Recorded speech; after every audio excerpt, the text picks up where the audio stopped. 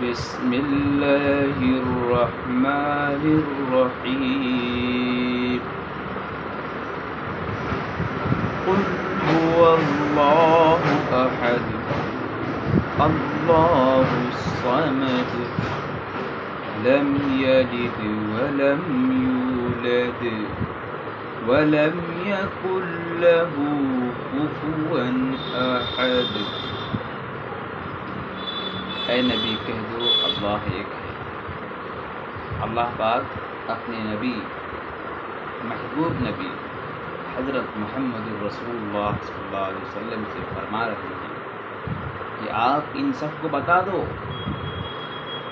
تمام لوگوں کو بتا دو اللہ ایک ہے،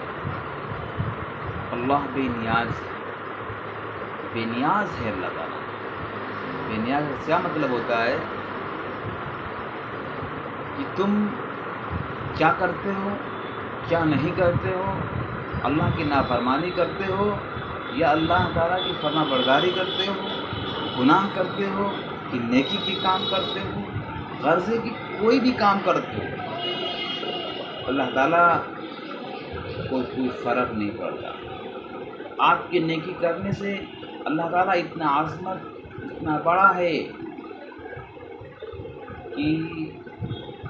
آپ کی عبادت کرنے کی وجہ سے اس کی بڑائی ہے، پڑھنے کی ضرورت نہیں، وہ خود بڑا ہے، اس کی کوئی انتہا نہیں ہے، اس کی بڑائی کی کوئی انتہا نہیں ہے۔ ظاہر سی بات ہے کہ جب اس کی بڑائی کی انتہا ہی نہیں ہے تو وہ آپ کی عبادت کی وجہ سے، آپ کی بندگی کی وجہ سے، آپ کے نماز روزے حج اور صدقات کی وجہ سے اس کے مرتبے میں کچھ اضافہ ہونے کا امکان ہے؟ ایسا نہیں۔ اگر آپ نماز پڑھتے ہیں، آپ روزہ رکھتے ہیں، آپ حج کرتے ہیں، آپ زکوٰۃ ادا کرتے ہیں،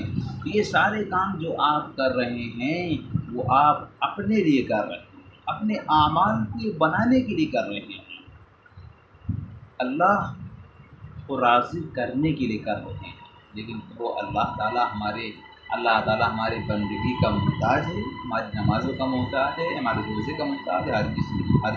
ہر کسی۔ اور اگر کوئی آدمی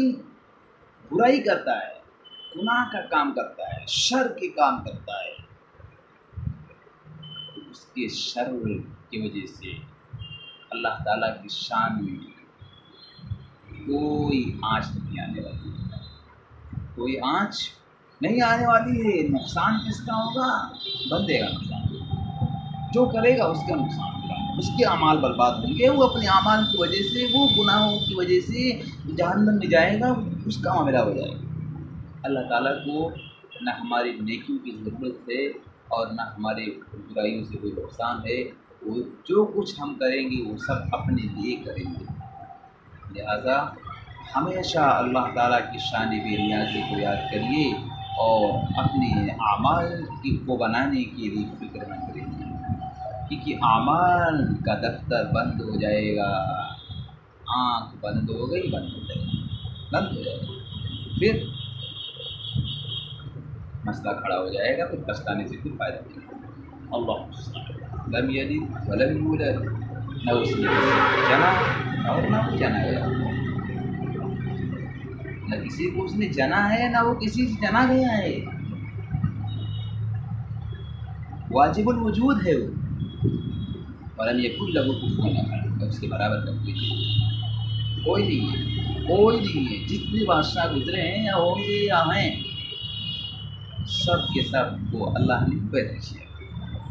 سب کا مالک اللہ ہی ہے، سب کا خالق اللہ ہی ہے، وہ مانے یا نہ مانے۔ کوئی اپنے باپ کو باپ کہے نہ کہے، باپ تو باپ ہے ہی، اس کے نطفے سے پیدا ہوا ہے تو باپ وہی ہے، گھر سے نہ کہے۔ اللہ رب العزت ہی نے سب کو پیدا کیا، تمام بادشاہوں کو پیدا کیا، تمام بڑے بڑے لوگوں کو پیدا کیا، تمام انبیاء کرام کو پیدا کیا، تمام علماء کرام کو پیدا کیا، غرض کیا، 18,000 مخلوقات کو پیدا کیا اور اپنی جگہ جگہ اپنے نشانات کو چھوڑا کہ اس سے آپ